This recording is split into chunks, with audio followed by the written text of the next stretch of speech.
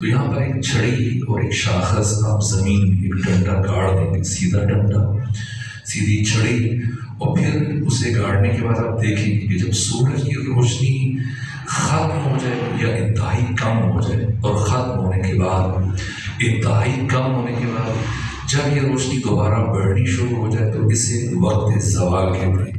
یہ ظہر شرعی کا وقت ہے، اب آپ نماز ظہر ادا کر سکتے ہیں۔ یہ جو زوال کا وقت ہے، اس سے 2-2.5 گھنٹے پہلے کا وقت، اسے وقت ضحیٰ کہا جاتا ہے۔ اب پروردگار فرما رہے کہ مجھے سورج کی قسم اور مجھے وقت ضحیٰ کی قسم، اور دوسری آیت میں پروردگار نے تیسری قسم اٹھائی۔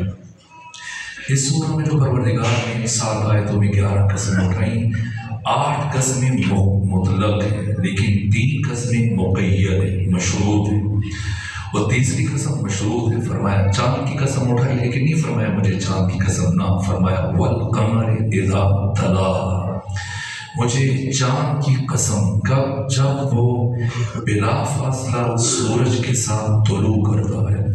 یہ کون سا چاند ہے؟ پہلے 10 دنوں میں، مہینے کے پہلے 10 دنوں میں جب چاند طلوع کرتا ہے سورج کے غروب کے بعد کافی فاصلہ ہوتا ہے۔ مہینے کے آخری 10 دنوں میں بھی یہی کیفیت ہوتی ہے، 21 سے لے کر 29 تک، 30 تک۔ یہ سورج کے غروب ہونے کے بعد چاند کے طلوع ہونے میں کافی فرق ہوتا ہے، لیکن جو درمیان کے 10 دن ہیں، ان 10 دنوں میں غروب آفتاب اور طلوع قمر، ان میں فاصلہ بہت کم ہوتا ہے۔ اور جس دن سورج کے غروب ہونے میں اور چاند کے طلوع ہونے میں کوئی فاصلہ نہیں ہوتا، یہ 14ویں کا چاند ہوتا ہے۔ یعنی پروردگار فرما رہا ہے کہ مجھے 14ویں کے چاند کی قسم، یہ تیسری قسم ہے۔ اور اس کے بعد فرمایا وَالنَّهَارِ إِذَا جَلَّاهَا، مجھے دن کی قسم، لیکن یہ مشروط ہے، مطلق دن کی قسم نہیں اٹھائی۔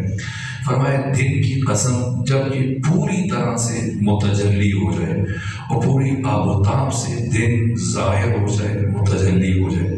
اور اس کے بعد حق تعالیٰ نے 5ویں قسم اٹھائی اور فرمایا وَاللَّيْلِ إِذَا يَغْشَاهَا۔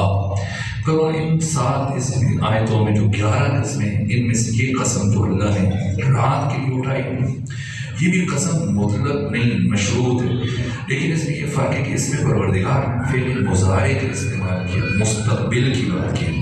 فرمایا مجھے رات کی قسم جب وہ چھا جائے گی، واللیل اذا یغشا، اور اس کے بعد فرمایا والسماء وما بناہا، مجھے آسمان کی قسم، اس کے حسن صنعت کی قسم، اس کی عمدہ بناوٹ کی قسم، والارض وما طحاہا، مجھے زمین کی قسم، زمین کے بچھائے جانے کی قسم۔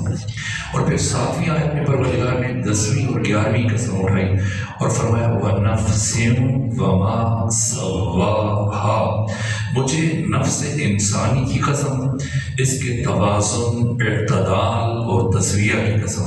اور پھر 8ویں آیت میں پروردگار نے نفس انسانی کی ماہیت کو بیان کیا، اس کی کیفیت کو بیان کیا۔ فرمایا